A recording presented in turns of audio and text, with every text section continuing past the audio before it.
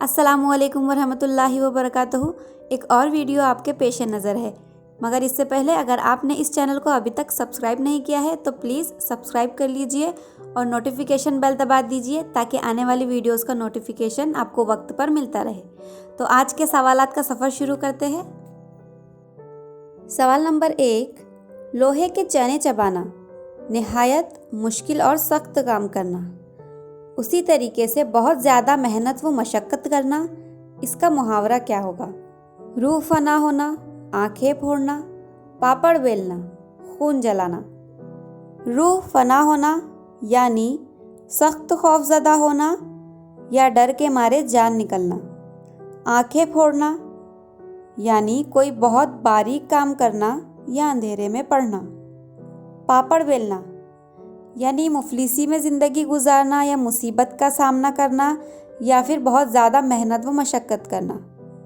خون جلانا یعنی پریشان کرنا، اسی لیے معنی کے اعتبار سے پاپڑ بیلنا یہاں پر صحیح جواب ہوگا۔ سوال نمبر 2، درج ذیل میں سے کون سا متبادل لغوی ترتیب کی مناسبت سے صحیح ہوگا؟ بارش، شہنائی، یاس، شہنائی، یاس، بارش، یاس، بارش، شہنائی، تینوں غلط۔ ہم اس سے پہلے بھی لغوی ترتیب کے سوالات حل کر چکے ہیں۔ لغوی ترتیب یعنی لغت کے مطابق حروف تہجی میں جو حرف پہلے آتا ہے اس حرف کے الفاظ پہلے آئیں گے، تو سب سے پہلے ب بارش، شین شہنائی اور پھر یاس۔ متبادل نمبر 1 اس کا صحیح جواب ہے۔ سوال نمبر 3، اسم کی وہ حالت جسے ہم صرف سمجھ سکتے ہیں یا محسوس کر سکتے ہیں کیا کہلاتا ہے؟ اس میں مشتق، اس میں عددی، اس میں جامد، اس میں کیفیت۔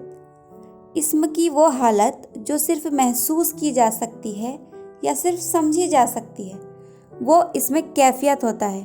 اس میں کیفیت کے ہم نے کافی سارے سوالات حل کیے ہیں، جیسے بچپن، ایمانداری وغیرہ۔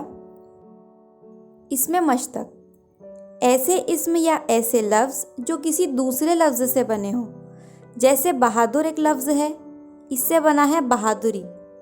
دوست سے بنا دوستی، دشمن سے بنا دشمنی۔ اس طریقے کے الفاظ اس میں مشتق کہلاتے ہیں۔ اس میں عددی جہاں پر عددوں کی بات ہو۔ اس میں جامد یعنی جامد اشیاء جیسے کہ غیر جاندار چیزیں، کرسی، ٹیبل، کٹورا وغیرہ اس میں جامد کہلاتے ہیں۔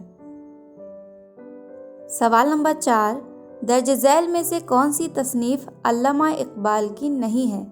بانگ درا، لوح محفوظ، بال جبرائیل، ضرب کلیم۔ علامہ اقبال کی سب سے پہلی اردو شاعری مجموعہ بانگ درا ہے جو سن 1924 میں شائع ہوئی۔ دوسرا اردو شاعری مجموعہ بال جبرائیل ہے جو 1935 میں شائع ہوا، اور ضرب کلیم سن 1936 میں شائع ہوئی۔ لوح محفوظ علامہ اقبال کی تصنیف نہیں ہے۔ سوال نمبر 5، مکتب، مکاتب، مکتوب، یہاں پر ہمیں واحد جمع دی گئی ہے۔ مکتوب کی جمع کیا ہوگی؟ مطلوبات، مکتابات، مکتوبات، مطالب۔ مطلوبات جمع ہے مطلوب کی۔ مکتابات لفظ نہیں ہوتا، مکاتبات ہوتا ہے۔ جس طریقے سے پیپر میں سوال لکھا تھا میں نے اسی طریقے سے سوالات کے متبادل لکھے ہیں۔ مکتوبات جمع ہے مکتوب کی، مطالب جمع ہے مطلب کی۔ سوال نمبر 6، ماں مسکرائی، یہ جملہ فعل کی کون سی قسم کو واضح کرتا ہے؟ فعل لازم، فعل متعدی، فعل ناقص، مفعول۔ فعل لازم وہ لفظ جس سے کسی کام کا کرنا پایا جائے مگر اس کا اثر صرف کام کرنے والے تک یعنی فاعل تک رہے، اسے فعل لازم کہتے ہیں۔ جیسے یہاں پر ہے ماں مسکرائی، ماں یہاں پر فاعل ہے، مسکرانا فعل ہے، یہاں پر کسی مفعول کی ضرورت نہیں پڑی، اسی لیے یہ فعل لازم کا جملہ ہے۔ فعل متعدی ایسا فعل جس کا اثر فاعل سے ہوتا ہوا مفعول تک گزرے، اسے فعل متعدی کہتے ہیں۔ عام طور پر اس جملے میں فعل، فاعل اور مفعول تینوں پائے جاتے ہیں۔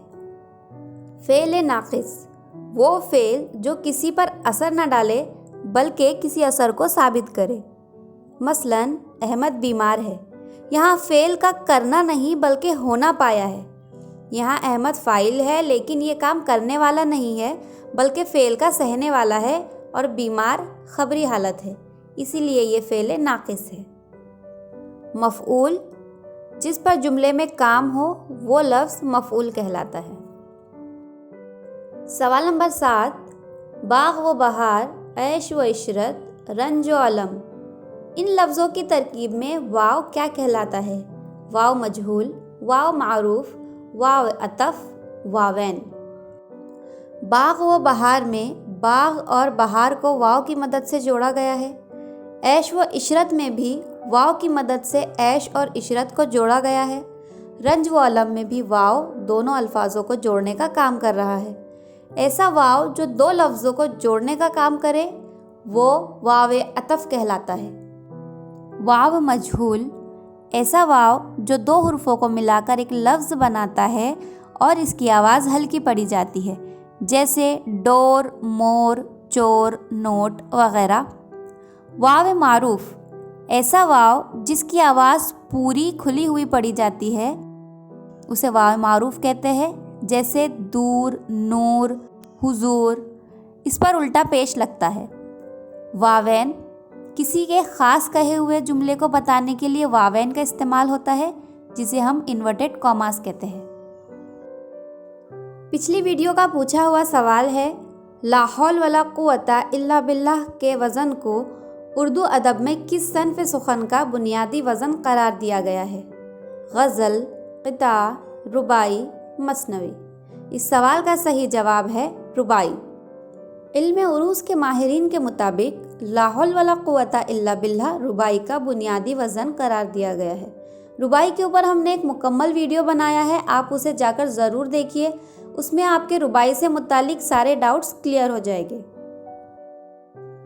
آج کے لیے سوال ہے جس کا جواب آپ کامنٹس اور انسٹاگرام پر دیں گے۔ مولانا شبلی نعمانی کی نامکمل تصنیف کون سی ہے؟ سیرت عائشہ، الفاروق، نقوش سلیمانی، سیرت النبی۔ مولانا شبلی نعمانی کی وہ تصنیف جو انہوں نے لکھنا شروع کی لیکن مکمل نہیں کر پائے۔ اس کا جواب ضرور دیجیے گا۔ چینل کو سبسکرائب کیجیے، نوٹیفیکیشن بیل دبائیے اور زیادہ سے زیادہ اسے شیئر کیجیے۔ جزاک اللہ خیرہ۔